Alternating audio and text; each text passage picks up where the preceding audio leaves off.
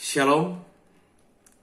Assalamualaikum warahmatullahi wabarakatuh. Salam sejahtera buat Bapak Ibu Saudara yang saat ini sedang beraktivitas.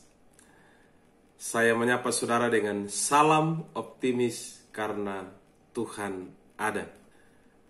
Beberapa waktu ini kita sedang dihebohkan dengan berbagai hal yang terjadi di bangsa kita, yaitu virus corona, dan kita semua kena dampaknya. Dan juga Bapak Ibu Saudara, hari-hari ini dihebohkan dengan masalah agama. Dan bagi saya, pindah agama ya ke agama satu ke agama yang lain, itu bukanlah hal yang tabu lagi. Sebab jauh sebelumnya Bapak Ibu Saudara, masalah pindah agama ke agama yang satu dengan agama yang lain itu sudah biasa. Ada pendeta pindah masuk Muslim. Ada Pak Ustadz dari Muslim pindah agama Kristen. Bapak Ibu Saudara, rasa-rasanya kalau bicara masalah agama, itu seolah-olah menjadi sebuah permainan. Dan bagi saya ini sangat aneh. Lalu kemudian setelah pindah ke agama yang lain, itu menjadi viral, menjadi heboh di mana-mana. Bahkan menjas kepercayaan sebelumnya itu salah, tidak benar. Saya tidak tahu apa maksud tujuan itu. Apakah ingin mencari popularitas? Atau ada maksud lain? Menjelek-jelekan agama sebelumnya. Yang seharusnya ketika seseorang itu memahami apa yang dia kini kemudian dia pindah, itu seharusnya menuntunnya untuk berubah lebih baik. Ya, seperti kita dengar beberapa waktu yang lalu ada Deddy Corbuzier pindah begitu ya.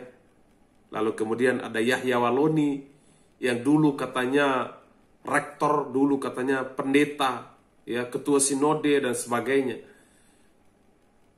Tapi dengan melihat kondisi yang ada, yang kita bisa lihat bersama, bukannya menjadi berkat, bukannya membawa berkah, tapi menghakimi orang lain, menjudge orang lain. Bagi saya, kalau kita betul-betul memahami agama yang benar, kalau kita betul-betul meyakini agama yang kita pilih itu membawa kita lebih baik, seharusnya hidup kita pun juga akan menjadi baik. Hidup kita, keluarga kita itu berubah lebih baik. Nah, saat ini Bapak Ibu Saudara dikasihi Tuhan, sekali lagi masalah agama itu bukanlah hal yang asing lagi di telinga kita. Itu sudah terjadi baik di kalangan politik, ya, baik di kalangan artis, orang biasa, masyarakat biasa. Itu sudah terbiasa oleh karena mungkin karena jabatan, maka akhirnya dia tinggalkan iman, kemudian dia pergi, ya, menganut kepercayaan yang baru. Atau mungkin karena pingin popularitasnya naik, maka dia tinggalkan kepercayaannya, kemudian menganut kepercayaan yang baru. Atau ditawarkan, ya, dengan pekerjaan yang baru. Atau masyarakat biasa mungkin karena kawin kah? Atau karena berpacaran? Atau mungkin ada faktor lain yang menyebabkan sehingga tinggalkan kepercayaan sebelumnya, lalu kemudian menganut kepercayaan yang baru. Pertanyaan bagi kita adalah, adakah hidupmu lebih baik ketika engkau tinggalkan kepercayaan sebelumnya? Isa masih begitu jelas menegaskan, jika hidup keagamaanmu tidak lebih baik, untuk apa engkau memilihnya? Percuma, menjadi sia-sia, apalah arti hidupmu? Hidupmu itu seperti uap yang sebentar akan lenyap. Hidupmu itu seperti angin yang hanya bertiup sebentar, tidak tahu kemana. Hidupmu itu, saudara kasih Tuhan, di depan mata ada maut, ada kematian. Kita tidak tahu kapan kita akan meninggal. Pertanyaan bagi kita adalah, hidup yang Allah berikan dalam hidup ini, apakah kita lebih baik? Karena akan menjadi sia-sia kalau hanya sekedar popularitas. Ada waktunya di mana engkau akan turun. Ada orang yang lebih hebat dari hidupmu. Kalau hanya karena jabatan, ada waktunya jabatan itu akan diambil oleh orang lain. Atau mungkin karena kawin, ada waktunya di mana engkau akan kecewa dengan pasanganmu. Oh saya, ya karena cinta sayang dia, maka saya tinggalkan agama lalu kemudian pindah ke kepercayaan yang baru. Ya karena saya cinta sama dia. Ingat, cinta itu sementara, tidak selamanya. Nah Bapak Ibu Saudara kasih Tuhan, bagi engkau hari ini yang sudah tinggalkan Yesus, oleh karena jabatan kah, oleh karena popularitas kah, oleh karena pacar kah, atau menikah kah, pesan saya cuma satu. Kalau engkau tidak lebih baik, dan engkau tidak memahami tujuan hidup setelah kematian, maka sesungguhnya Anda memilih kepercayaan yang keliru. Ingat, pernikahan hanya berlaku di bumi, tidak berlaku di sorga. Kebahagiaan yang ditawarkan oleh dunia itu hanya sekejap. Engkau bisa bahagia hari ini, tapi besok bisa engkau menderita. Tapi kalau engkau percaya sungguh-sungguh kepada Isa Al-Masih, Yesus Kristus Tuhan dan Juru Selamat dunia, maka sesungguhnya engkau punya pegangan hidup. Baik untuk hidup hari ini, hidup hari esok, sampai selama-lamanya. Yesus berkata di dalam Yohanes 6 ayatnya yang ke-47. Sesungguhnya barang siapa percaya, ia mempunyai hidup yang kekal. Sesungguhnya barang siapa percaya, ia mempunyai hidup yang kekal. Saudara perhatikan pila ini ada 4 kata. Ya, sesungguhnya. Lalu kemudian yang kedua, barang siapa. Yang ketiga, ia mempunyai. Lalu yang keempat, hidup yang kekal. Kata sesungguhnya itu berbicara tentang sesuatu yang pasti. Itu artinya nggak main-main. Saudara, manusia boleh berjanji sesuatu. Ya, dia boleh berkata, aku mengatakan yang benar. Tapi itu bagi dirinya, belum tentu bagi orang lain. Tapi Yesus berkata sesungguhnya. Artinya dia mengatakan bahwa aku ini, akulah kebangkitan dan hidup.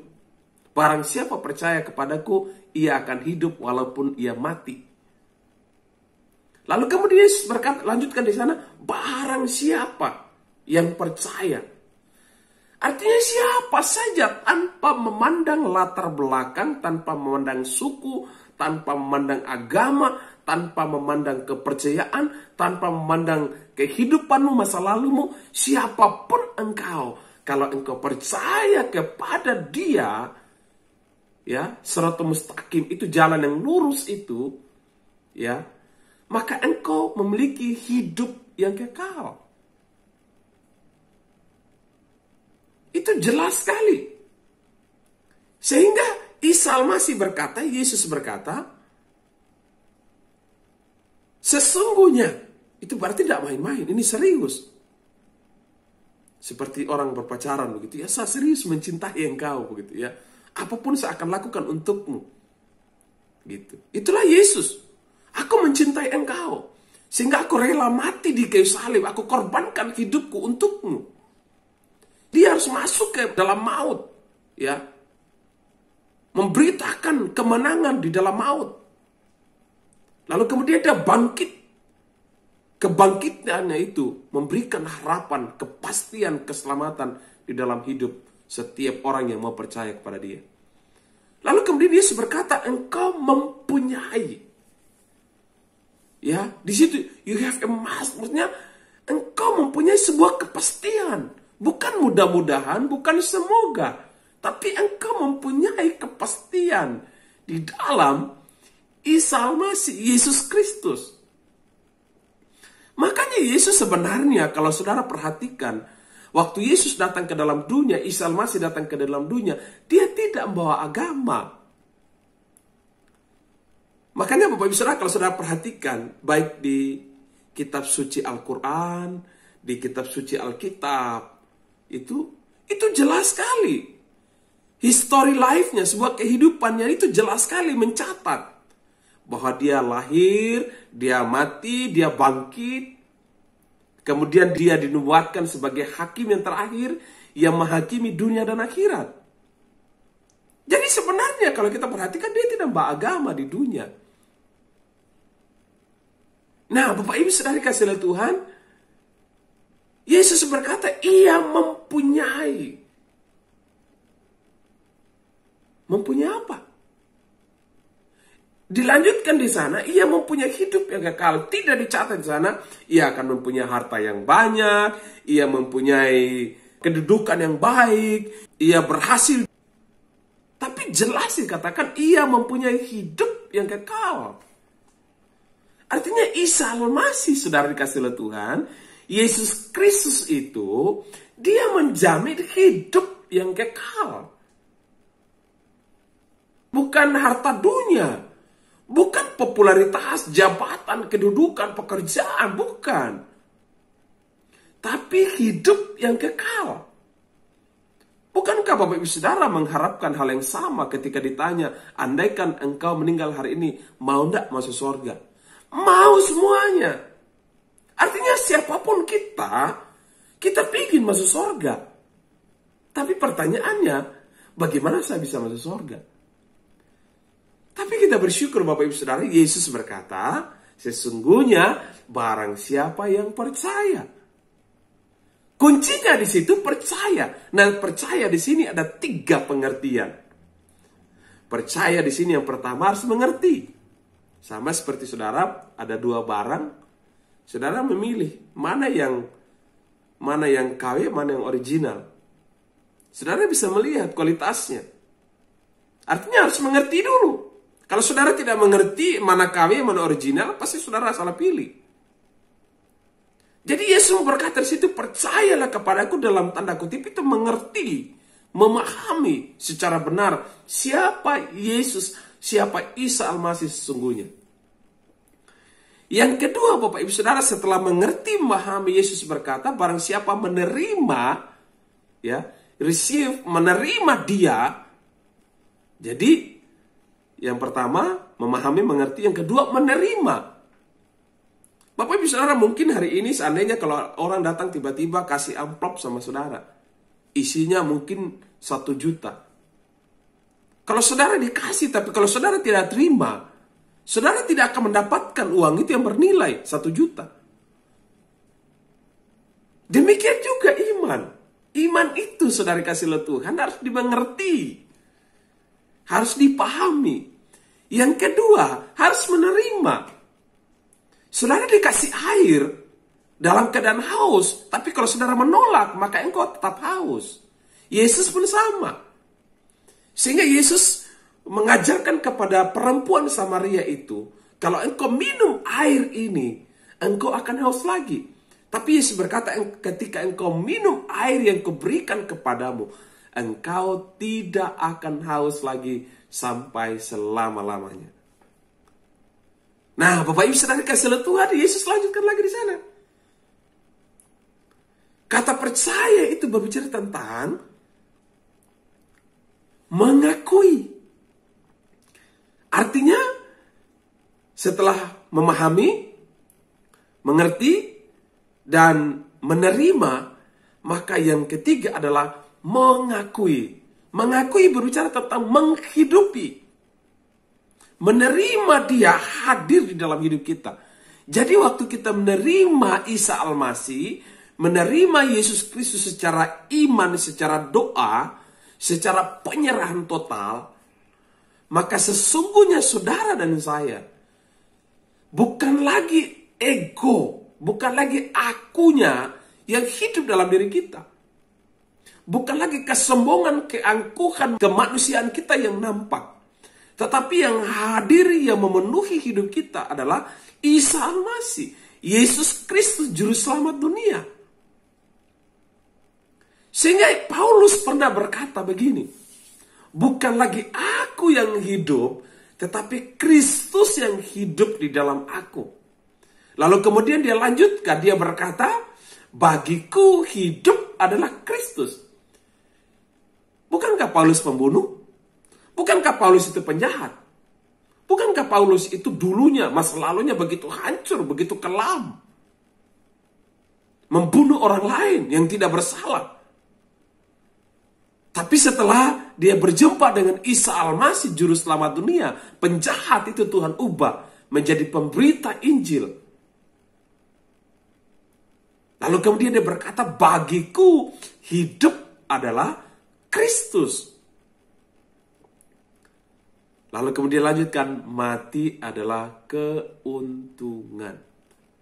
Makanya Paulus tidak pernah takut mati, Bapak Ibu Saudara. Nggak pernah takut mati. Rasul Paulus tidak pernah takut mati. Sehingga dia berkata, bagiku mati itu keuntungan. Kenapa untung Bapak Ibu Saudara? Yang pertama, karena sudah percaya Yesus. Ya, kalau nggak percaya Yesus, Alkitab jelas mengatakan, ya, Yohanes 3 ayat 16, karena begitu besar kasih Allah akan dunia ini, ya, sehingga setiap orang yang percaya kepadanya tidak binasa, melainkan beroleh hidup yang kekal.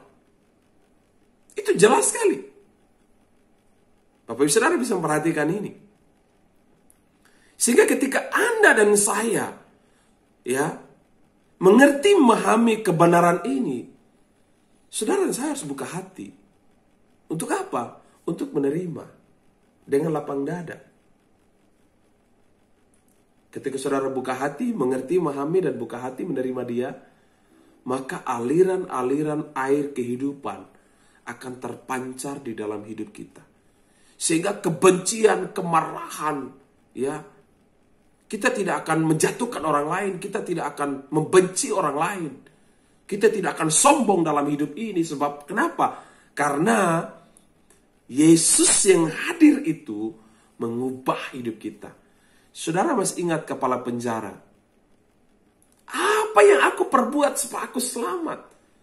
Rasul Paulus berkata, percayalah engkau dan seisi rumahmu diselamatkan.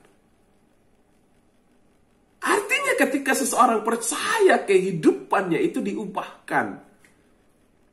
Makanya saya heran Bapak Ibu Saudara, kalau hari ini ada orang yang mengaku dirinya agama Kristen. Ada orang yang mengaku dirinya KTP-nya beragama. Tetapi pola hidup tidak sesuai dengan agama itu. Saya kira kalau ada engkau hari ini yang mengaku dirinya agama Kristen, yang berkoar-koar berkata, aku agama Kristen, KTP ku agama Kristen, nenek moyangku agama Kristen. Pertanyaannya adalah, apakah hidupmu lebih baik, hidupmu berubah dari sebelumnya? Kalau hari ini engkau mengaku KTP-nya Kristen tapi mabuk-mabukan, pesta pora, gunakan tubuhmu dengan apa? Rokok, minum, mabuk. Gosipin orang, ceritakan orang, menjelekkan orang, maki orang, mengata-ngatai orang. Saya perlu pertanyakan iman saudara. Apakah saudara mengerti, memahami dan iman yang sesungguhnya di dalam Yesus Kristus? Doa saya hari ini,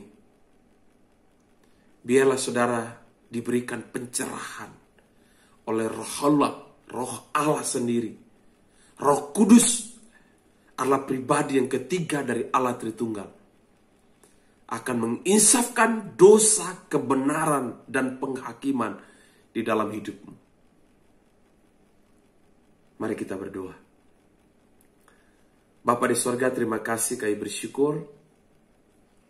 Biarlah firman-Mu membawa kami untuk mengalami perjumpaan pribadi dengan Tuhan.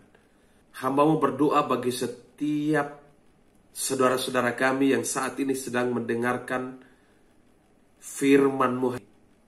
Jika firman itu menegur, mengajar, menyingkapkan rahasia kehidupan, maka Roh Kudus pasti bekerja, menuntun mereka untuk mengalami perjumpaan pribadi dengan Tuhan. Terima kasih ya Tuhan.